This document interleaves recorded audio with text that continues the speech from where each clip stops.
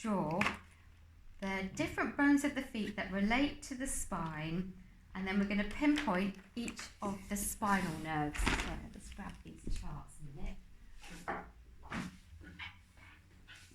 Okay, so we're only going to do one foot. So let's do this right foot.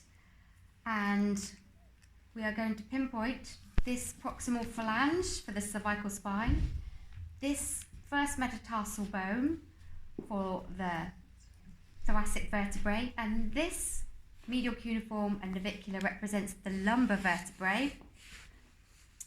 And then between this point underneath the navicular and the base of the heel represents the sacral reflexes of the sacrum of the spine and the coccyx. So, pinpoint exactly where each bone begins and ends is key for being able to determine the accuracy of this chart on each individual's feet. So let me just show you. So the key to doing it is to really start well with the toes. If you just demonstrate here, I can feel it particularly maybe more in the dorsal aspect, but Anna's phalanges go all the way down to here. And I can feel them on this dorsal aspect more so than on the plantar. So that gives me an idea, and you always can see this beginning of the first metatarsal bone, can't you? It's normally where you get a bunion. So that gives you the idea. That's how long that proximal phalange of that big toe is. So it goes all the way down to here, look. And all the other toes would be the same length too. So C1, oh, a little bit of hard dry skin on that C1, look. So that's all a C1, 2, 3, 4, 5, 6, 7 represent that cervical spine. Then, following the arch of the foot, and Anna's got good arches, they're not fallen and they're not heightened. We've got the beginning of the thoracic spine there at that head of the first metatarsal bone. And that goes all the way down to the base of the first metatarsal bone. It's here.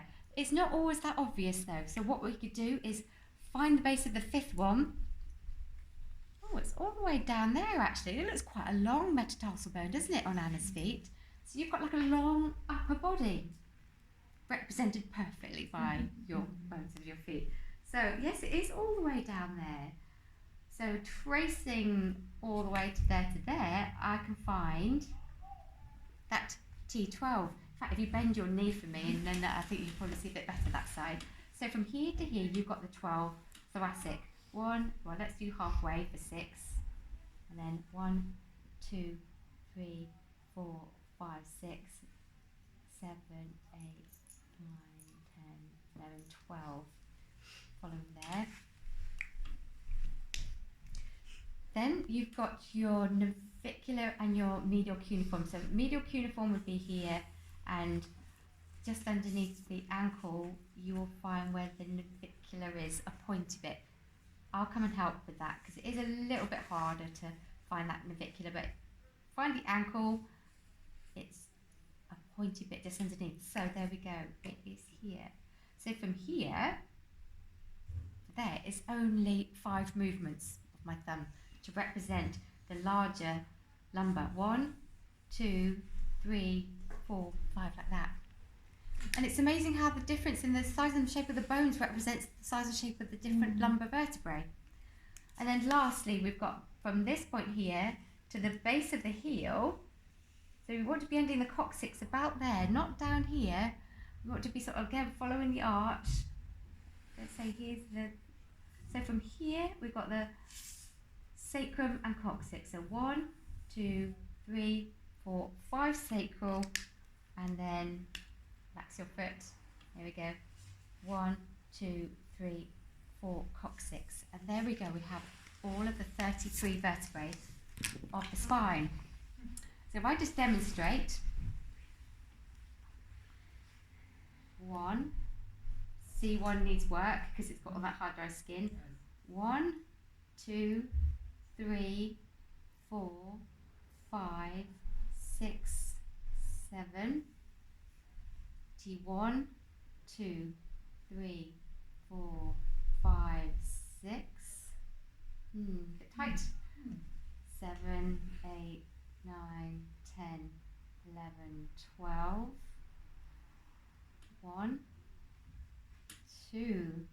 Number 2 is a bit congested, isn't it? Yeah, a little bit, yeah. So that is linking with the large intestines. So you can see I could work at a point around here.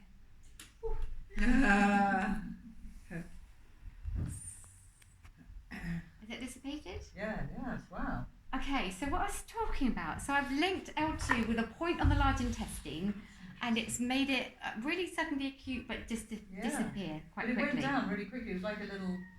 like electric shock almost. Yeah, it was a bit. And we've got L3. Seems okay. Oh, L4. Oh, L4's a little spiky. And then we've got that with the, it's not a prostate, but you don't have a prostate. L4 is also like you've got sciatic nerve, prostate gland, lower back. I'm going to do this. Let's do the sciatic nerve loop. It's all that wood stoking, isn't it? Yeah. It's all that, yeah. Right, let's do that point there. Okay. God, that feels really nice. So you can see that you're working the nerve, the point, the nerve, and where it innervates to. Yeah. Is it gone? Still quite tender where your left hand is, where your right is. It's got, no, God, no, it's completely gone now. Okay, It so goes quickly. yeah, that's it. If you didn't have this like sudden spike in acuteness, it probably isn't effective. It's not like it, let's say for example, you linked, I don't know, L5 with the pituitary gland. No, it doesn't have that connection, so it just wouldn't work, would it? Okay, and then we've got to this last part of the spine. The reason why I'm using my fingers, by the way, is I feel we should all not be doing that anymore. It's become apparent that this is bad training. You know, that's what I learned from my mum, but this movement of your shoulder up like that is not sustainable if you're doing lots of hours of treatments every day. So working the spine, keeping your shoulders down is really key. So I'm using my fingers these days, and you can still just be as pinpointing as effective, or use your thumbs, but just in this position. Okay. I always lose when you go to the bottom of the spine, where the root is. So we want to be here, just not on the heel. So above. But I'm following the arch of Anna's feet. That's why I'm following that pathway. If you've got flattened feet in front of you, you will probably go a little bit further flattened down. Does that make sense? So the arch is really key for not only finding each and every vertebrae, and then going a millimetre above to find the nerves, and then you can have a little play around this afternoon with, if you do find that there's a particular, let's say C1 is actually the pituitary gland, you can actually work the imbalanced area with the nerve and what it innervates.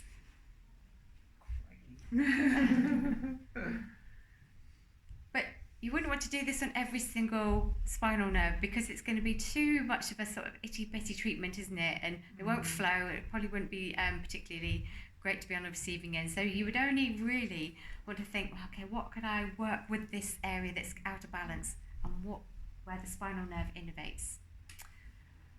And so once we've done that on each other's feet, then you can then follow up with giving a full treatment, because we're doing that too this afternoon, and then we'll swap over.